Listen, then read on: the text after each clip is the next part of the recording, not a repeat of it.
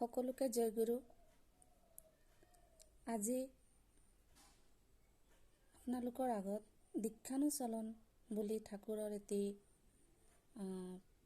পুস্তকৰ পৰা ঠাকুৰে কৈ যোৱা গো বিটুইন বা দণ্ডিবৃত্তি এই শব্দৰ অৰ্থ আপোনালোকৰ আগত প্ৰকাশ কৰিব বিচাৰিছোঁ। গো বিটুইন বা দণ্ডিবৃত্তি কথাৰ অৰ্থ কথাৰ বা দায়িত্বৰ পালনৰ অপলাপ, অৰ্থাৎ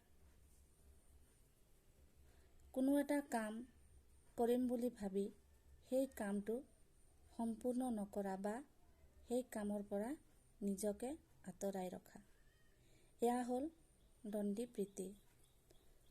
শ্ৰী শ্ৰী ঠাকুৰে এই বিষয়ত আমাক বহুতো আলোচনাত তেওঁ বহলভাৱে প্ৰকাশ কৰিছে। যেতিয়া আমি কোনো এটা বিষয়ৰ ভাৱ আহে, চিন্তা আহে বা মনত কোনো এটা কৰ্মৰ উৎসাহ বা কৰ্ম প্ৰেৰণা পাওঁ আমি নিজৰ মনৰ পৰা, সেই কাম সেই মুহূৰ্ততে কৰাটো আমাৰ অতি আৱশ্যক। কাৰণ আমাৰ মনতে ঈশ্বৰে বাস কৰে আৰু ঈশ্বৰৰ ইচ্ছাত কিছুমান আমাৰ ঠাকুৰে আমাৰ নিজৰ মনত যিবিলাক উচিত সেই কাম কাজবোৰ আমাক উজাগাৰ কৰি থাকে। গতিকে আমি সেইবিলাক যদি সেই সময়তে কৰোঁ তেনেহ'লে আমাৰ নিশ্চয় মংগল বা তাতে আমাৰ শুভ হয়।